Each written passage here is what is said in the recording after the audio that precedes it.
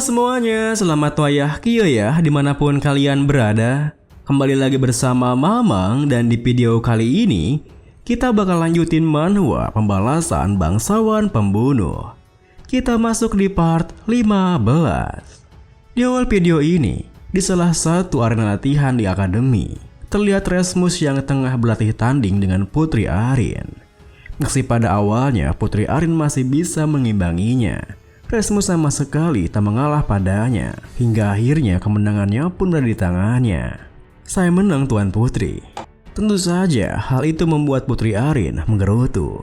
Ayah, susah sekali menang darimu Rasmus, dan bukannya aku sudah bilang panggil aku Arin saat sedang berdua saja. Rasmus membalas, maafkan saya Tuan iya Nona Arin. Namun perhatian mereka teralihkan ketika mendengar suara teriakan tak jauh di dekat mereka, hingga mereka berdua pun melihatnya. Wah, sepertinya latihan yang mereka lakukan juga serius ya. Ternyata teriakan itu merupakan teriakan Brian yang tengah berlatih tanding dengan Xian, atau lebih tepatnya dipukuli oleh Xian. Pada saat itu, setelah mendorong Brian cukup jauh, Xian meliriknya berpikir, untuk seseorang yang mengklaim dirinya tukang disuruh, dia lumayan tangguh juga. Staminanya juga mengesankan. Dia pasti akan berguna ke depannya, sekalipun melelahkan. Tapi apa boleh buat, tak ada jaminan serangan yang mirip Barret waktu itu tak akan terjadi lagi. Setidaknya, Brian juga harus bisa melindungi dirinya sendiri. Dengan pikiran seperti itu, Xian bertanya, "Hei, ini terlalu berat ya?" Tanpa mendulikan batuk darahnya, Brian membalas, "Tidak Tuan Muda, akan saya lakukan tahan sampai habis." Omong-omong, apa orang bernama Kelin itu tidak dibiarkan? Sembari mengingat hari kemarin, Xian menimpali, tak usah dikhawatirkan, dia sudah berada di pihak kita. Kemarin, setelah magicnya berhasil digunakan, Xian sedikit merasa kesulitan mengontrol tubuhnya, karena ia sudah lama tak melakukannya sejak pernah menggunakannya sekali di kehidupan sebelumnya. Darkness Element Magic tingkat bintang 9, Shadow Persona. Ini adalah magic yang menciptakan kepribadian baru dari bayangan, dan penggunanya dapat mengendalikan target sesuka hatinya. Lalu, setelah melepaskan tali yang mengikat tubuhnya, Xian bertanya padanya, "Sekarang, siapa kau?" Dengan sikap yang begitu patuh, Kelin membalas, "Saya Kelin Diego. Saya kenaik penjaga resmi dari Velias dan datang ke Luen setelah ditugaskan untuk mengintai Tuan Muda Xian." Melihat sikapnya yang begitu penurut, Xian tersenyum puas menimpali. "Dan siapa mastermu?" Kelin melanjutkan, "Meski awalnya saya melayani Tuan Muda Asel, untuk saat ini saya ingin melayani Tuan Muda Xian. Mohon terima saya." Mendengar jawabannya, Xian pun tersenyum menegaskan, "Baiklah, mulai sekarang taati perkataanku baik-baik. Kembalilah ke Asel dan beritahu ke dia segalanya, tanpa satupun kata yang tertinggal, paham?" Kelin membalas, "Saya, Kelin Diego, siap melaksanakan perintah Anda." Kita kembali ke masa sekarang, di mana setelah mengingat kejadian kemarin, Xian terdiam berpikir. Tatapan kepercayaannya agak berlebihan di mataku. Orang itu pasti agak berbahaya, tapi kurasa dia akan baik-baik saja. Lalu, di saat Xian berpikir seperti itu, Putri Arin dan juga Rasmus datang menghampiri mereka. "Wah, kamu latihan dengan kenaik penjagamu ya? Aku tidak menyangka bisa bertemu denganmu di sini."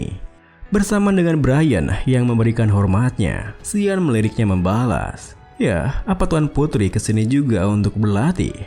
Putri Arin menimpali, "Iya, aku datang setiap akhir pekan untuk latihan berpedang dengan Rasmus. Gara-gara terjadi insiden itu, aku merasa ingin mempersiapkan diri." Mendengar hal itu, Xian terdiam berpikir. Karena insiden yang terjadi seminggu lalu ya, Barret Louis Mill ditemukan tak berdaya di depan fasilitas kesehatan. Pas sekujur tubuhnya babak belur, dia masih belum mau mengungkapkan pelaku di balik kondisi malangnya itu.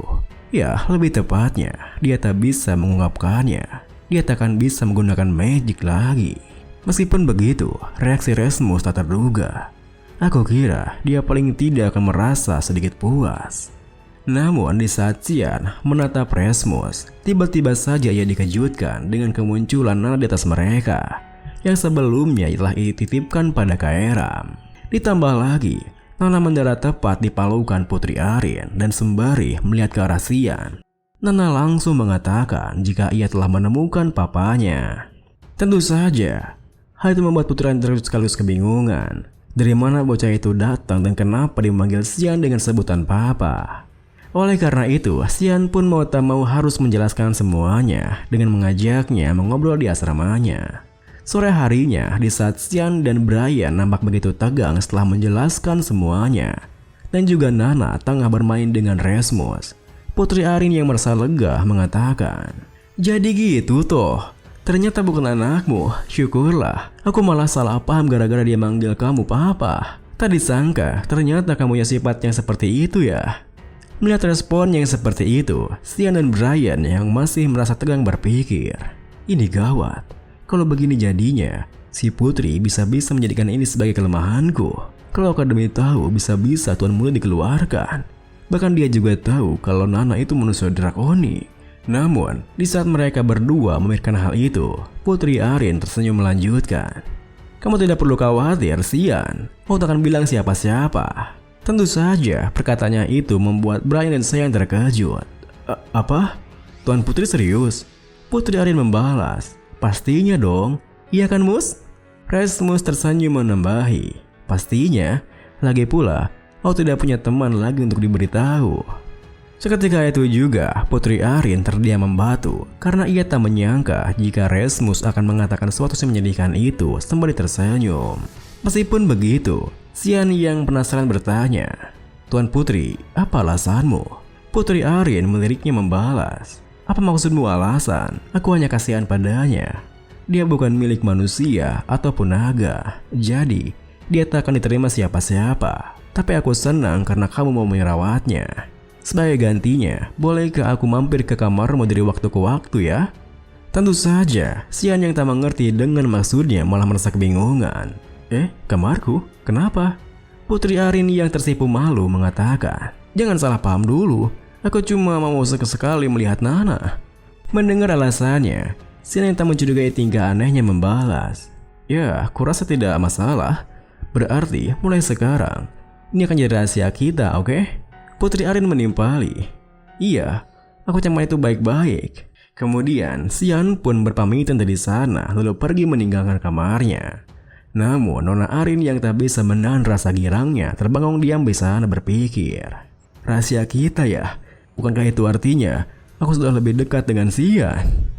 Saat kemudian, setibanya Xian di kamar asramanya, Kairam yang kesal setelah mendengar apa yang telah terjadi barusan langsung berkomentar, "Apa? Kejadian menghibur semacam itu terjadi ketika aku tidur.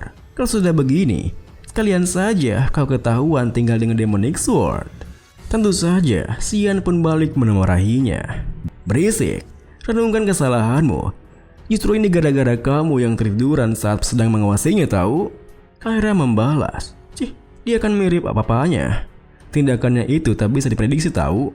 Di tengah perdebatan mereka, Brian yang menggendong Nana mengatakan, "Tuan Muda, bagaimana kalau mengajaknya jalan-jalan? Dia pasti jenuh tinggal di kamar seharian." Mendengar sarannya, Xian setuju dengannya pun langsung bersiap-siap untuk pergi dari sana. Di saat yang sama, terlihat 2 ekor naga dengan wujud manusianya yang tengah terbang melintasi Akademi Luen. Namun, tiba-tiba saja seorang dari mereka menghentikan terbangnya, yang membuat rekannya bertanya heran, "Apa ada masalah, Tuan Lukion?" Lukion membalas, "Kadelina, aku mencium bau busuk. Sedang dari mana kita sekarang?" Kadelina menimpali, "Mungkin agak jauh, tetapi sekarang ini sepertinya kita berada di pinggiran kota Luen." Mendengar hal itu, Lukion melanjutkan, "Apa dari Akademi Luen ya? Sepertinya kita harus menunda kepulangan kita, karena aku merasakan semacam energi tak sedap dari sana. Sebagai sosok naga, ini energi yang tak bisa kutolerir." Saat kemudian, di pinggiran kota Luen, Xian pun membiarkan Nana terbang bebas di sana. Meski Brian terus bawel karena rasanya itu berbahaya, Xian yang hanya memperhatikan mereka dari belakang berpikir, kelihatannya senang sekali dia. Dataran ini jaraknya sekitar 10 km dari Luen. Seharusnya tidak jadi masalah kalau Nana berbuat sesukanya hatinya di sini.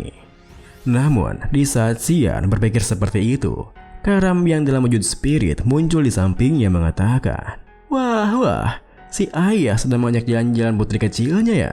Gimana kalau kau sekalian jadi si ibunya juga? Mungkin seperti si putri itu barusan? Tentu saja perkataannya itu membuat Xian merasa kesal. Tetapi belum sempat Xian mengatakan apapun, tiba-tiba saja ia dikejutkan karena merasakan sesuatu.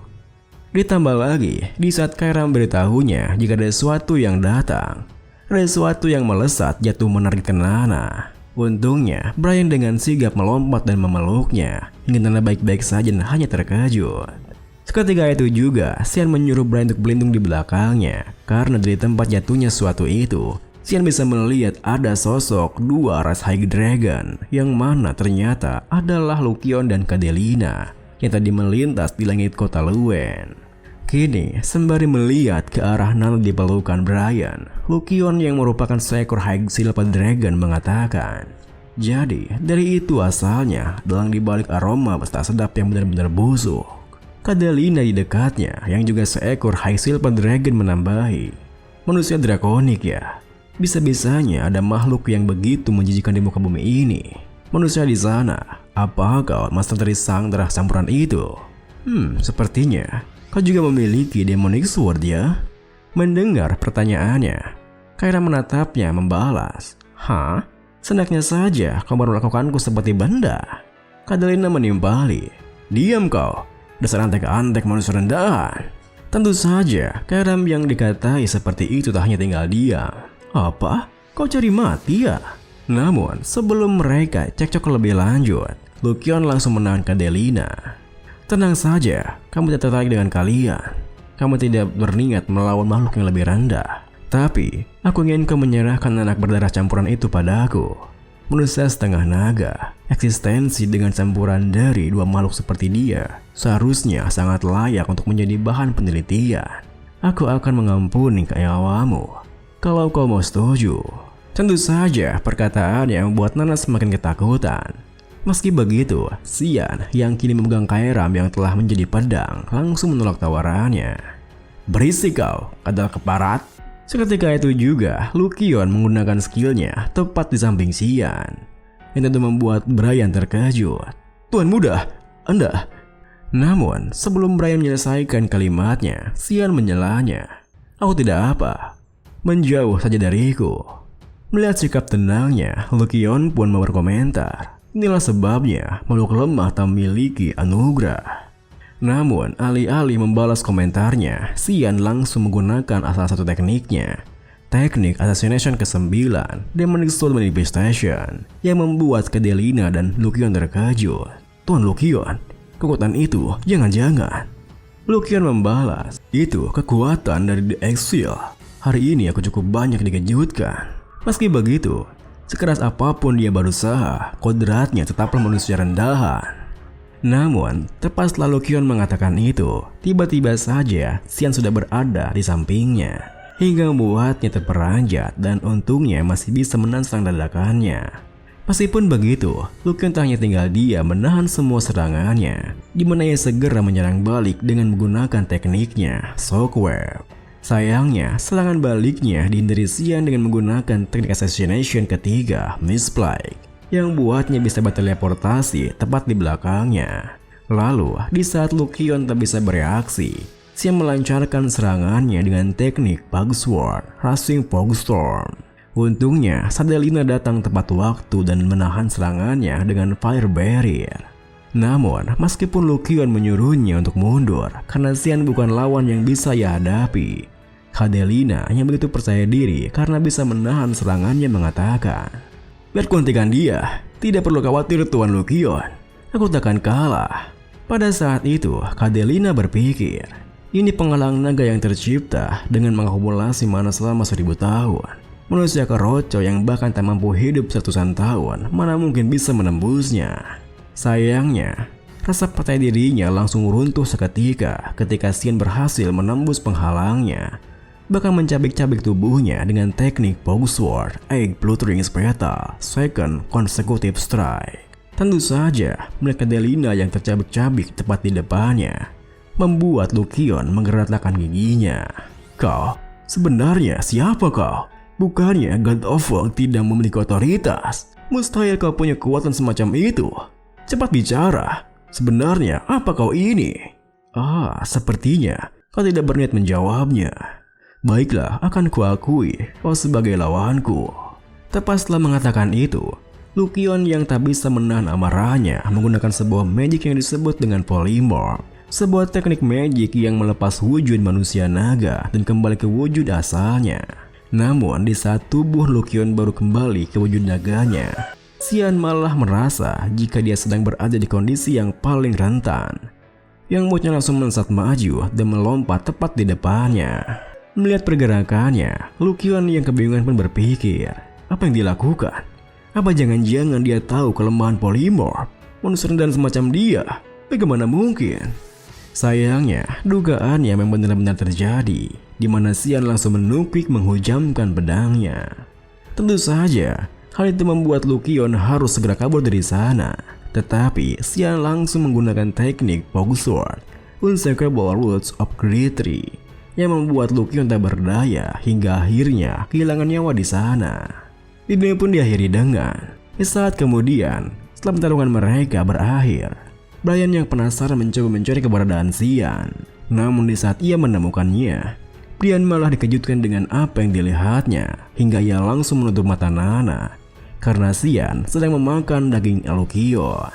Makan bang, sini ikut makan, ini daging yang langka loh. Alih-alih Brian yang menjawabnya, malah Nana yang menyambut tawarannya. Nana juga mau dong. Tentu saja Xian langsung menolaknya. Moh,